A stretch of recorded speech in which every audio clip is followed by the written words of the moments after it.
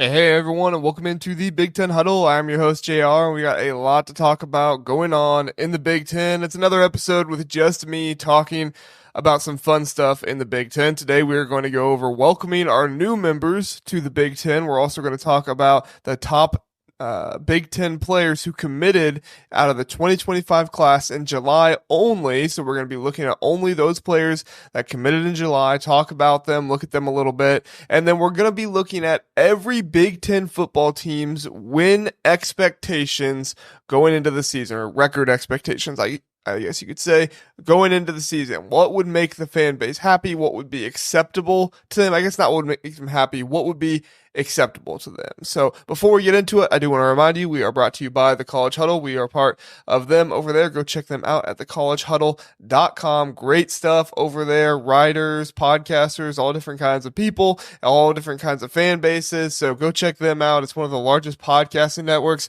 out there in for all of college football. So it's spectacular. College basketball, some of them cover basketball as well, but predominantly they're college football right now. And so you're really going to enjoy the stuff that you find over there at the College Huddle. Go check them out. And if you're watching this, hopefully you're aware that we do bring you a show 5 times a week. We bring you a show Monday mornings at 6 a.m., Friday mornings at 6 a.m., which is when this one's releasing, and then Saturday mornings at 6 a.m. We also have 2 live shows at Tuesday at 9 p.m. and Wednesday at 9 p.m. Those things are probably going to look a little bit different once we get into the season. We will kind of try to adjust, see what do you guys like watching, and, maybe do some more live shows, maybe do some more recorded. We'll see what you all think. And if you all have any thoughts on what you want to see, if you want like a Saturday night recap, or if you want like a Sunday morning recap or something like that, let me know. But definitely want to give you all the kind of content for your Big Ten teams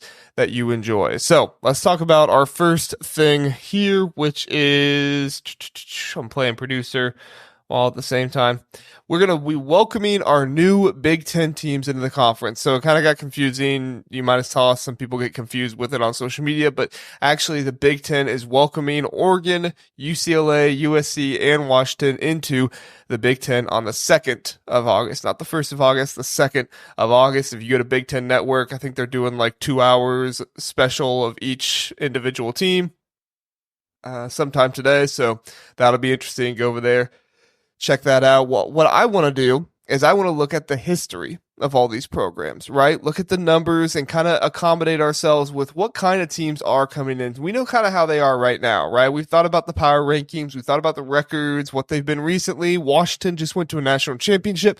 However, Oregon's getting a whole lot of the buzz. However, USC is more the blue blood.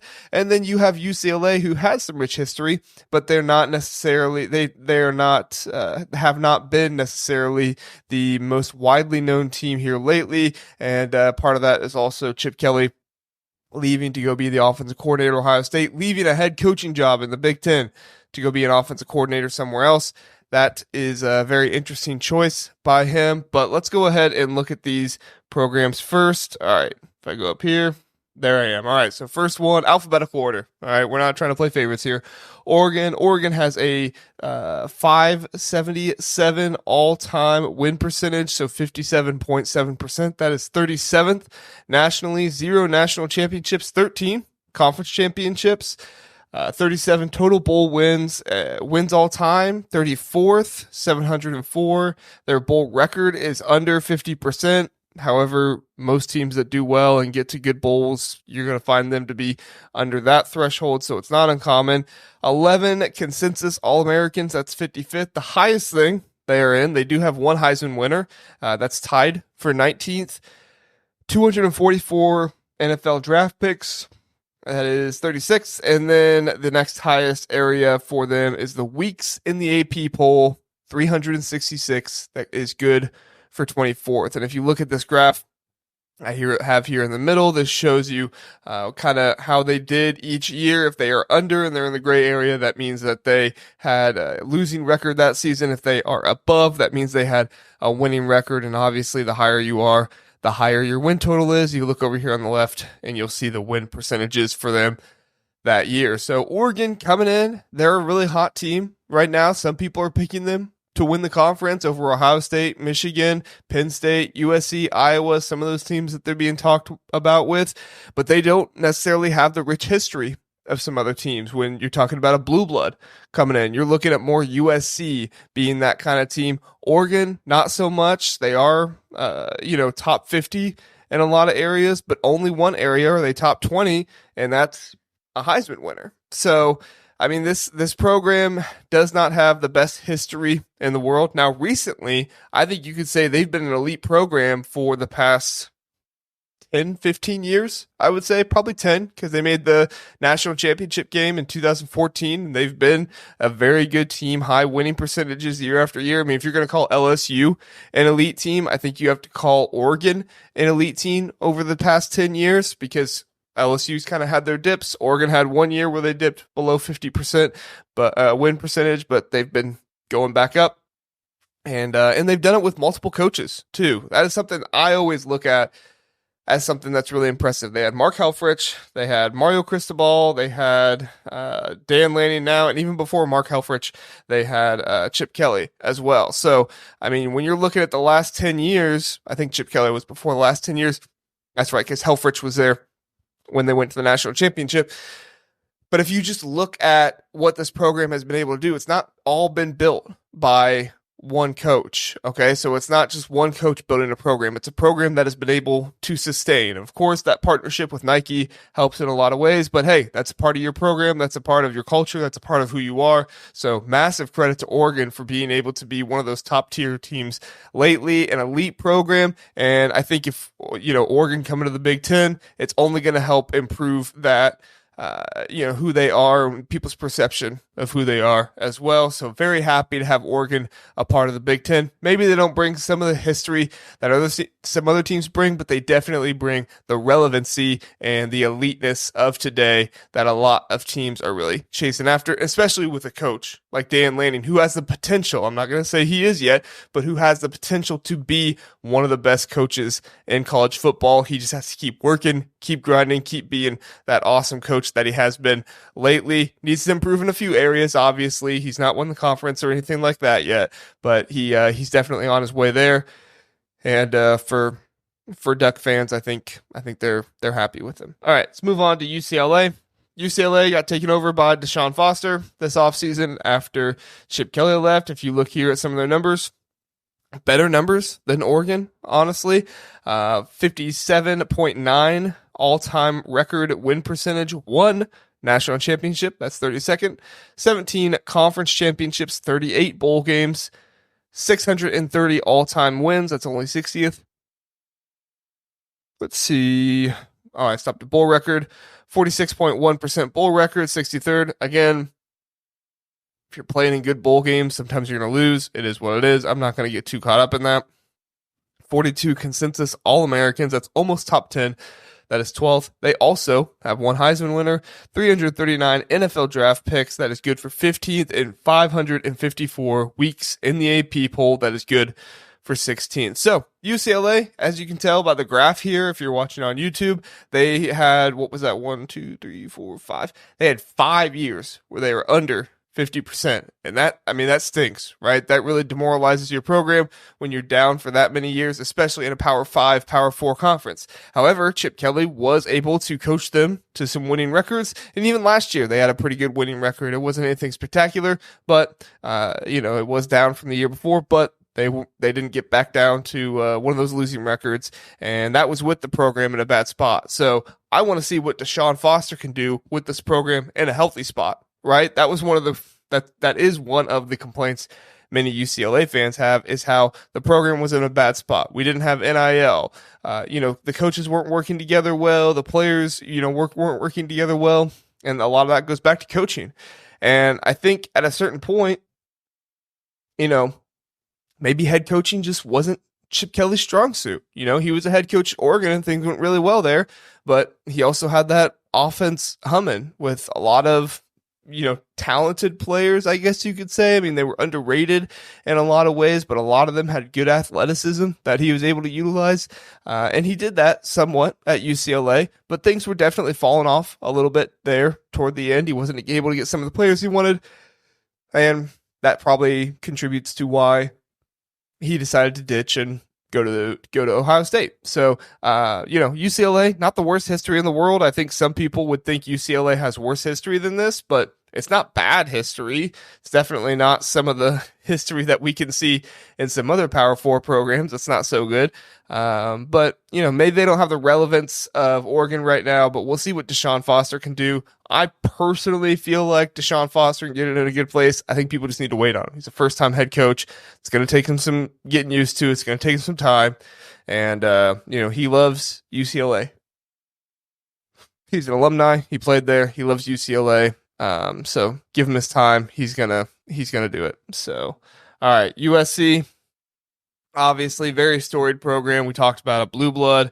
They are top 10 in every area that Winsipedia looks at, except all-time wins. But their all-time win percentage, their all-time record, 69.5%. That is good for 8th all-time. 11 national championships. We can argue about AP poll, all that stuff all we want, but still, 11 counted national championships, 3rd all-time, 37 conference champions, 55 bowl games overall, 6 overtime, 875 wins all-time. Again, I said there was only one part where they're not top 10. That's the one part. They're 11th. So one spot away from top 10, a 63.6% bowl record. That is super impressive. 8th all-time there. 84 consensus All-Americans, 5th, and Lincoln Riley, he's at home here with 8 Heisman winners. That sits at 1st all-time. NFL draft picks, 531, that's 2nd. Weeks in the AP poll, 813, that is 6th. So, people kind of had a little bit of an issue with the way that Lincoln Riley was talking at Big Ten Media Days, how confident he was, a lot of people were saying it was arrogance. I don't know if it was arrogance. It was confidence, right? And he believes in himself. He believes in his program, and he believes that if he gets USC on the right trajectory, USC, they're going to be a powerhouse program in college football again, if he can get them on that right trajectory. Now, I think Lincoln Riley needs to take some time and deeply look at who he is as a coach and what he prioritizes. He brought in D'Anton Lynn, and Dan is a great hire. He did some really good stuff at UCLA. Honestly, kind of saved UCLA in some ways last year when Chip Kelly's things weren't working so well on offense with his freshman quarterback. But I think that Lincoln Riley, if he can get some of this stuff sorted out with the defense, he's going to have UCLA right back up there, a top 10 team every single year. And if you can get the defense right, this is what we've been talking about with UCLA, with USC for so long. If you can get the defense right, Lincoln Riley will take care of that offense. But Lincoln Riley also needs to have a bit of a realization moment to where he is okay with that defense being good. You don't have to run a high-powered offense at all times, because sometimes that can deter your defense and not make them as good of a team. And so don't cater to the offense all the time. Yes, you want to have a very good offense that works really well, but at the same time, I'm not telling you all anything new. You know that this about Lincoln Riley and USC. So we'll see, but keep calling them UCLA. USC definitely has the potential. They are going to get there, I think. I think Lincoln Riley's going to figure this defense stuff out. Either that or he's going to leave for the NFL. One of the two. He's either going to figure it out or he's going to leave and go to the NFL, where I do think he would have an offensive coordinator job waiting for him if somebody wanted to give it to him. All right, last team, Washington with some better history than I think some people might think. Honestly, they're kind of close to Oregon, a little bit better than Oregon. They do have some rankings in the 30s like Oregon, but at the same time, they also have more rankings in the top 20, so that's why I say they're probably higher than Oregon.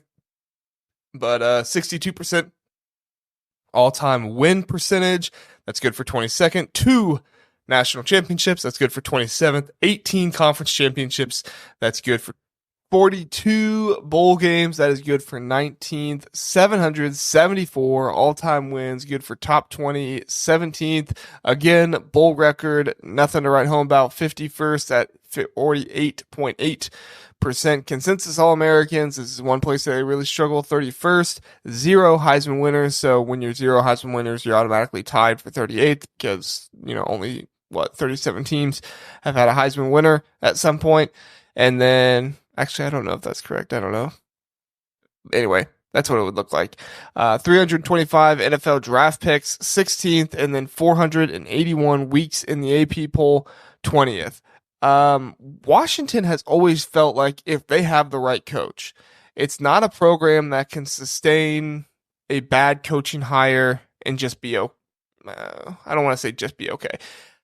It's not a program that's going to win regardless of a bad coaching hire. There are very few programs out there that can continue to win regardless of a bad coaching hire. But when Washington hires the right coach, they are awesome. I mean, when you put the right coach on that team, they can be very, very good, i.e. Kalen DeBoer. Kalen DeBoer came from around that area. Washington hired him. And I think that Washington is one of those programs where if the coach is good, they will give that coach everything they need. So major props to Washington. It's just about getting the right coach into that program. In 2021, they dipped below the 500 record that you would want to be at, so that way you can make a bowl game, do stuff like that.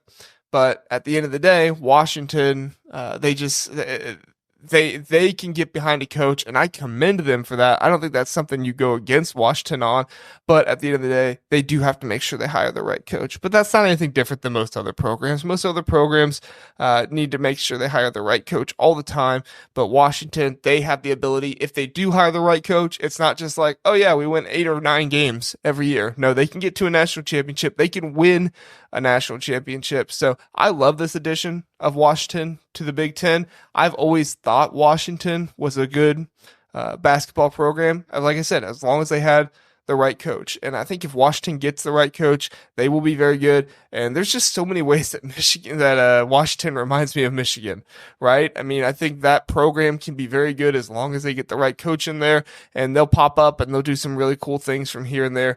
But at the end of the day, if you don't get the right coach in there, you're also looking at possibly a bad situation. So Washington been very good lately. They have solid history. I wouldn't say it's anything great. I wouldn't say it's bad by any means, but it's solid, and they're going to be relevant here in the years to come. I think under Jedd Fisch, as long as Jedd Fisch doesn't leave or anything like that, the dude doesn't seem to stick around anywhere for very long, so we'll see how that goes.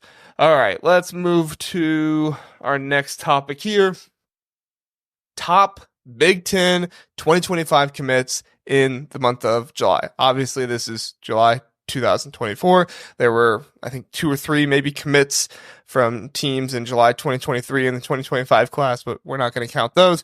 We're just going to look at July 2024. Obviously, the big one, DeCorian Moore, he committed to Oregon in spectacular fashion. He decommitted from LSU. A lot of people were favoring Texas in that recruitment, but Oregon was able to get themselves in there. He was also considering Ohio State, and with Ohio State, all the luck that they've had with, I shouldn't say luck, all the great things that they've done with wide receivers lately, really hard to steal a recruit away from Ohio State that is a top-rated wide receiver, but that's who DeCorian Moore is. He's number 3 player in the nation, the number 1 wide receiver, and the number 1 player in Texas. And so when you're number 1 player in Texas, you're going to be one of the best players in the nation, just the way it is.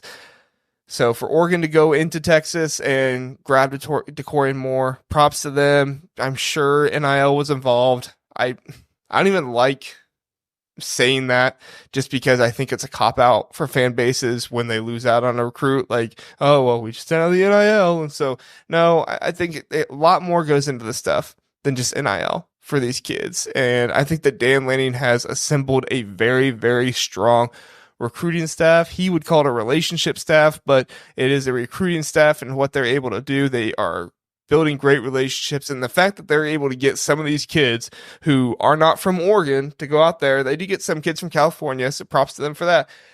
But they truly do recruit nationally. I don't think they have a single kid from the state of Oregon in their class. Just absolutely wild. Only 14 commits right now. One of the highest averages in all of college football, if not the highest, I believe it might be. And they're the number 2 class in the Big Ten. We're going to talk more about Oregon here in a minute, but the next one is Riley Pettijohn, the number 29 player, another 5-star linebacker for Ohio State. Linebacker. You'd think wide receiver. You would think quarterback. But no, this has been a very strong defensive player class for Ohio State, getting Riley Pettijohn. Riley Pettijohn is uber athletic, just super athletic. One of the fastest linebackers you're ever going to see in college football. He was faster than Travion Henderson's best time, who is the Ohio State running back. Now, of course, there's some complications there with COVID and things like that. I don't think he ran track his senior year because he went to Ohio State, but still, faster than Travion Henderson when he was in high school, and the best time he was able to pull up there. Number 3, Ivan Taylor, the safety that Michigan was able to steal away, and it's pretty impressive to see a safety ranked this high. They are not a position that is thought of. I shouldn't say thought of. Well, they're not a position that's prioritized in the NFL draft. So when you're able to get a safety up there around top 50, definitely in the top 100, that's very, very good for them. Michigan was able to get Ivan Taylor away from Notre Dame, and they'll let you know too. I've seen the Michigan recruiting people and their sites, kind of trolling Notre Dame fans a little bit, which, hey, it's all in good fun, whatever it is. I'm sure Notre Dame will have some more fun with that once they enter the Big Ten. And then Andrew Olish, another good player. And somebody that just fits Michigan. I mean, he's the number 94 player, number 4 tight end in the nation, and the number 3 player in Pennsylvania. The fact that James Franklin has not been able to lock down Pennsylvania, he's probably going to get Zahir Mathis away from Ohio State. I'm not going to predict it, but it probably is going to happen at some point. And that's going to be like his only top 10, top 5 player in Pennsylvania that's going to go to Penn State. I mean, he has not locked down his state at all, and it's been one of Penn State's biggest issues this year is they haven't been able to lock down the state, and you have some of the best players in the state of Pennsylvania going elsewhere. And it's a real problem for James Franklin. It's a real problem for Penn State this recruiting cycle. He's going to have to try to fix this going forward because with the way State College is and how far it is from the airport, it makes it super hard to recruit nationally. He's really going to have to get in there and lock down Pennsylvania better if they want to have some of these higher rated recruiting classes that they've had. All right, Jaden Perlotti, I apologize, I don't know how to say the last name. He is the linebacker that USC was able to get to decommit from Georgia and go to USC. Seems to be the opposite way around here lately. Players decommit from USC and go to Georgia, but USC was able to make this flip. Really good things for them. I think that USC hired a really strong defensive staff, not just in coaching, but also in recruiting as well. Dan Lynn he's a great hire in my opinion, but they were able to put a really good staff around him as well, which is very important to me. And that's one of the reasons why I'm one of the believers in USC's defense more this year than some other people. I don't know about Miller Moss. I tend to believe that any quarterback under Lincoln Riley is going to do well, but we'll see. He had 6 touchdown passes in that bowl game, which gives me a lot of confidence to think that things could go really well. But, what was it? Was it deception? I never really saw that out of him before that. So kind of surprised me. We'll see where they go from there. But regardless, USC, this is an awesome pickup for them to get him to decommit from Georgia. Go over to them. Very good. Zadarius Rainey Sale. I hope I'm saying that right. Number 127 player nationally, number 16 linebacker, and the number 1 player in Washington. Of course, these are all 24/7 composite rankings, and they have him the number 1 player in Washington. Awesome to see a team being able to lock down their state, get their guy in there. Normally, you don't see very many number 1 players in the state go at this time in July. Typically, they'll commit a little bit sooner. Sometimes they'll turn into that, player recruiter for the team. But Zadarius, he committed later, and he has every right to do that. And Washington, no matter what, they're going to be ecstatic to have him there. So he commits in July. Good for them. Dwayne Galloway, the cornerback out of Ohio. Ohio was not interested in Dwayne Galloway, and he's a top 150 player. He is freaky fast. I don't know if he has the best ball skills in the world. I think that was one of the knocks Ohio State seemed to have on him, but freaky fast, so he's going to be able to do a lot of things. Ryan Walters is going to be in his bag, really creating Dwayne Galloway into an NFL corner. I do believe he's the number 16 corner in the nation, but the number 7 player in Ohio. So, when Ohio talent is not being recruited by Ohio State, they're going to go somewhere else, and they're going to go somewhere big and someplace nice. Akili Smith Jr., the first quarterback that we're going to have on this list. I guess the only quarterback we're going to have on this top 10 list here. Number 158 player nationally, number 12 quarterback, and number 13 player in California commits to Oregon. So good pickup for them. I think that for Oregon, it was going to be a little bit harder to recruit quarterbacks this cycle, because it's kind of like what Ohio State's going to go through next cycle. Ohio State is a very full quarterback room, and right now Oregon has a very full quarterback room as well. They got arguably the 2 best quarterbacks in the transfer portal to come to them, one to finish out his season with Oregon and another one to play for a couple years at Oregon as long as everything goes the right way. So it's going to be hard, but they were able to get Akili Smith Jr. here. Props to them for that. Another name that I'm going to really struggle with, Ale Kalanuvalau, inside offensive lineman, number 186 player nationally, number 11 inside offensive lineman, number 4 player in Nevada. Honestly, I don't know all that much about Ale. It surprises me, the very first offensive lineman on this list, but hey, good for Oregon. They were able to get a guy in there, keep beefing up the class. Great for them. And then Dylan Robinson, the athlete, number 6 athlete, number 17 player out of California, rounds out the list there. So very impressive to see the teams out west here so prevalently. That's what, 1, 2, 3, 4, 5, 6. 6 of the teams out west. 6 of the players in the top 10 are from the teams out west. So very impressive from them. Purdue gets a player up there in July. That was really impressive for them, and good to see. And then only 1 player from Ohio State in the Big Ten top 10 here. So Ohio State did have some other players. They did have Maxwell Roy, who's the number 230 player, and Jarquez Carter, the number 394 player here in July. But some other players that do deserve mention: Hardy Watts for Wisconsin. He was 11th. Chris Lawson was 13th for Washington. Maryland had a good July here. Zamir Smith and Bryce Jenkins committed to them. Michigan also got Phillip Wright in July, so that was good for them. Trying to make sure I don't miss out on any other names. Nebraska had a good time. Bryson Weber, Sean Hammerbeck, Jeremiah Jones, some good pickups for them there. And then some other lower rated players there at the end. But Penn State was able to get a few guys. Randy Adrika, Yvonne Kimaju, and LeVar Arrington Jr. They did get 3 players there. They just are not in the top 10. So overall, pretty good July for Big Ten recruiting, especially some of these teams already had some of the players that they wanted, but very interesting to see 4 top 100 players committed in schools in the Big Ten in the month of July alone. So very cool stuff there. All right, let's get to our last subject here.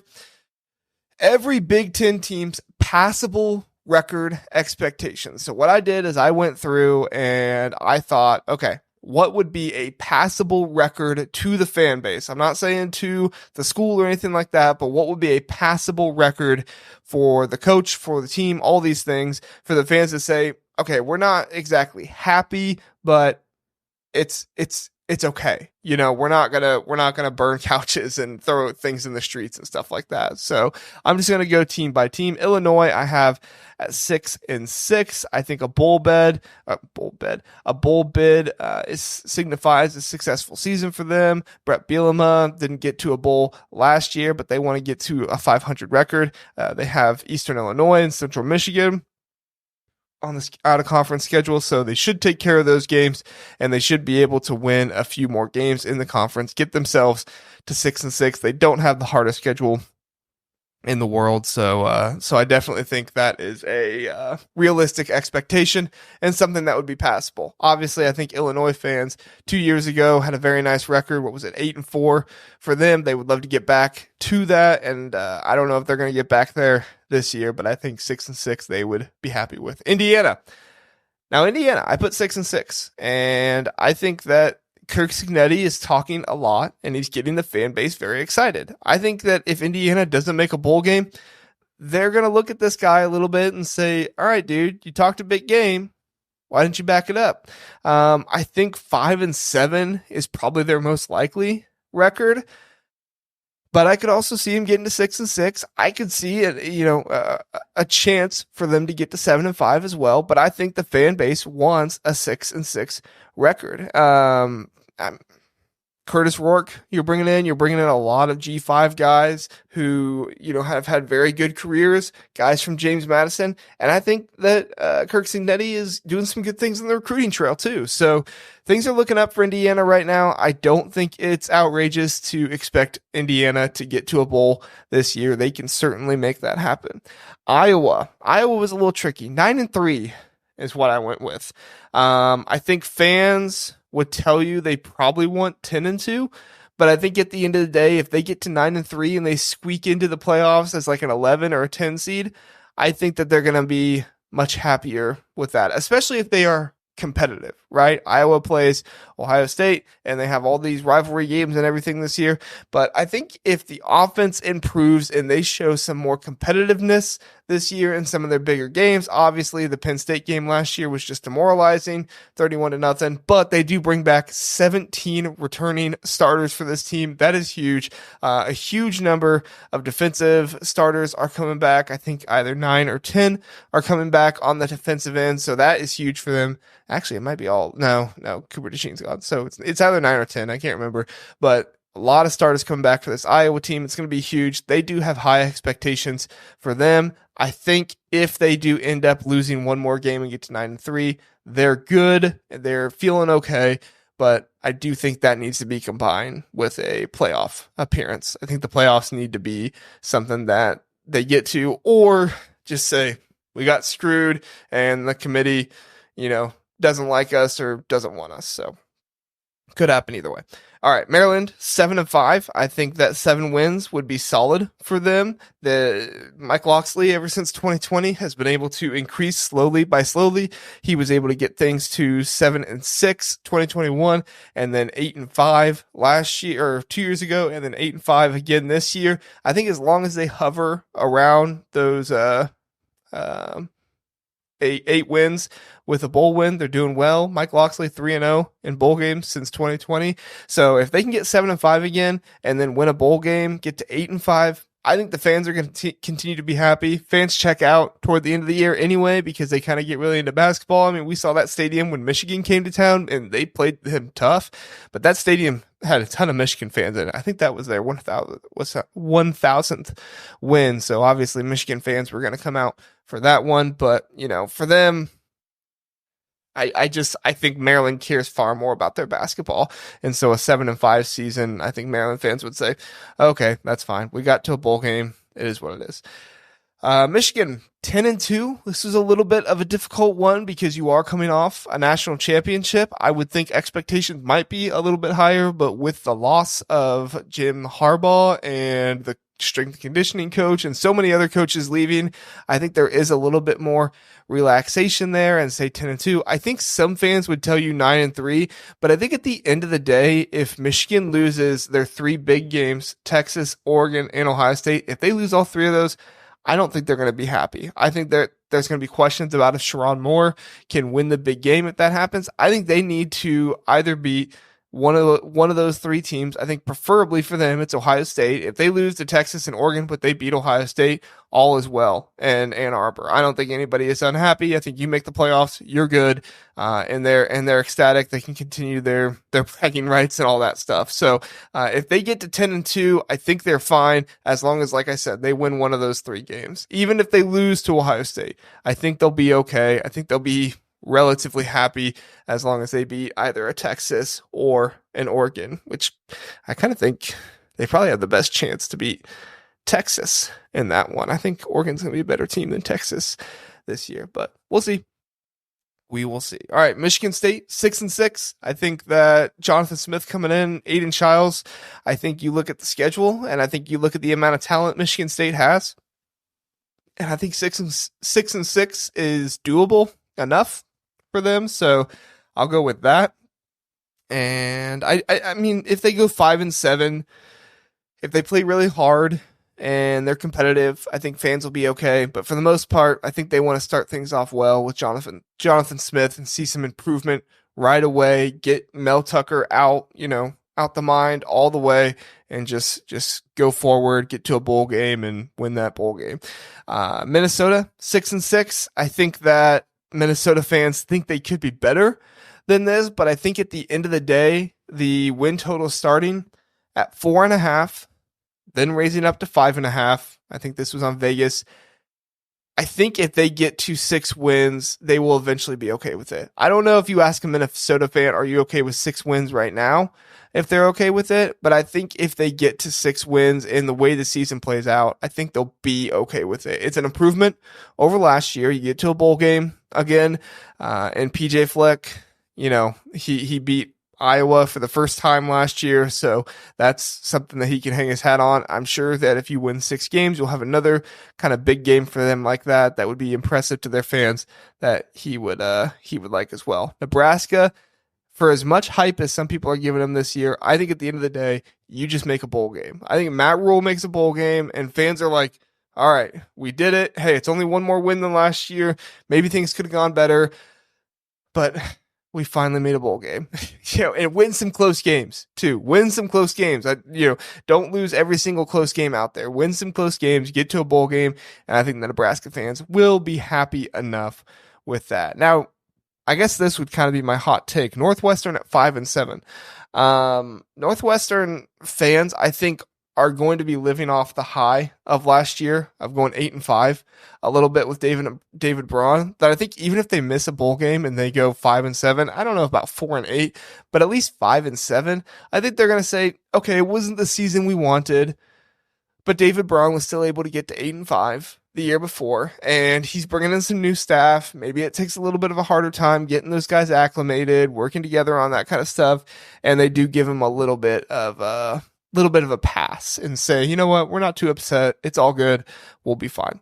Ohio State 11-1, I think, is a record Ohio State fans would be okay with, as long as that one is not to Michigan. If that one is to Michigan, Ryan Day might be in trouble, which is just absolutely crazy to think that a coach could go 11-1 and get fired. But that's what rivalries do in college football. But hey, that's why we love the sport, right? I mean, fans are crazy. They have their site Bucknuts, right? It's not Rational Observer, I think is the Dan Rubin guy is what he says. It's Bucknuts because they're crazy. And it's just kind of the way it is. Ohio State fans are wild. Ohio State fans are crazy, and I don't know too many of them that deny it. So I think Ohio State fans will be fine if they go 11-1, as long as that one is not to Michigan. And I think if they go 11-1, I think they still make the Big Ten championship game. They can still win that, and they can still go to the playoffs and win some games there. All right, Oregon. I think they're just happy if they make the playoffs. Just get to the playoffs, because I think they believe in themselves enough that as long as they make the playoffs, they can make some noise there. Now, if they make the playoffs and they lose in the very first game, I don't think Oregon fans are going to be very happy. But I think that this year they should beat Washington. Dan Lanning can get over that hump. They make the playoffs, and I think Oregon fans are looking at it and saying, we are a playoff contender every single year. If they miss the playoffs, I think they have a little bit harder time with that. But even if Oregon goes 9-3, even though the schedule isn't great, I think with the hype, they should be able to get in still. 10-2, more preferably because of the schedule, but they should be able to get in at 9-3. Personally, that's what I think. Penn State, I realize 10-2 is kind of a funny thing because the fans seem to be upset with 10-2 every single year, but hear me out. I think that if Penn State makes the playoffs and goes 10-2, it's going to feel different for those fans than just the standard 10-2 before. They're going to have that idea of improvement. They're going to have that idea of, okay, well, we made the playoffs. We can get here. We can do this thing. And it's going to feel better than a 10-2 has felt the last few years for them. So that's my thought process there with Penn State. Purdue, I think that Purdue fans are excited and they believe in Ryan Walters, but I also think Purdue is a little bit in the same boat as Maryland, where eventually it's basketball season and you're just moving on with that. And 5-7 would be an improvement from last year for Purdue. And at the end of the day, that's what they would want to see more than anything, is just some improvement. Rutgers has been a dark horse pick by Kirk Herbstreit to make the college football playoffs. However, I have them happy as long as they win 7-5. I think if Rutgers goes 7-5 and Greg Schiano wins another bowl game, they go 8-5 on the season. I think Rutgers fans are happy with that. I don't know if they're ecstatic, but I think they're fine with that. I do think that some of them are believing in the hype of this season, which I don't think is necessarily bad. I think they could get to 9 or 10 wins.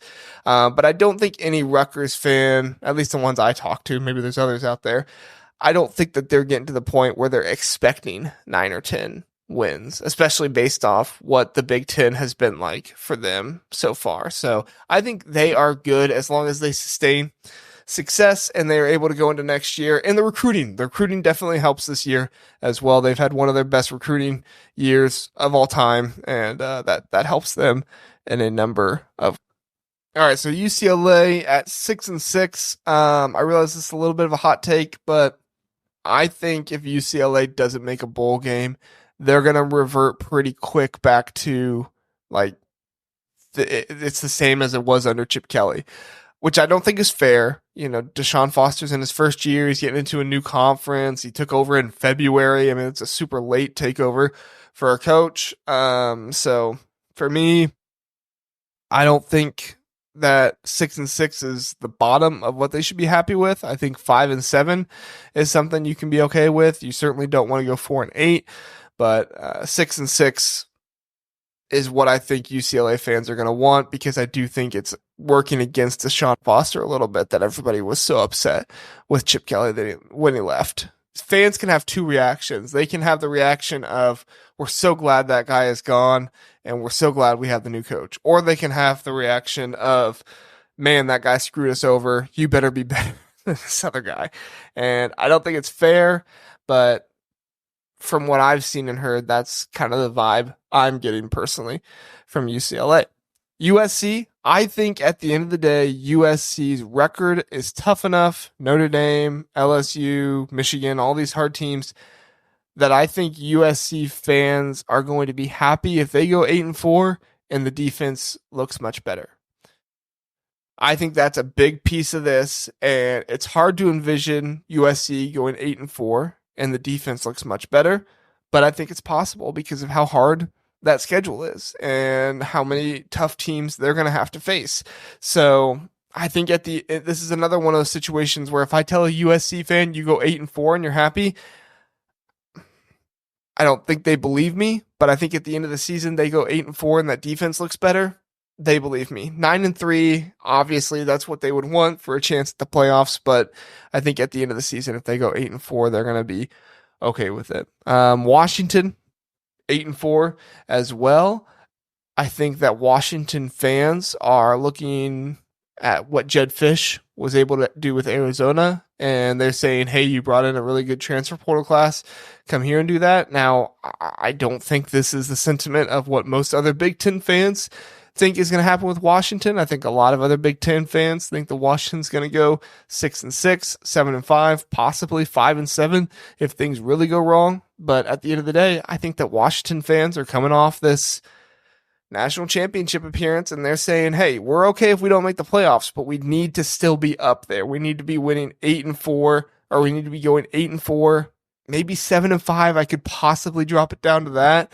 But I think at the end of the day, if they go 7-5, I think there's going to be some questions about Jed Fish and what he's doing with this program. And there's going to be some thoughts about, can he continue to win here?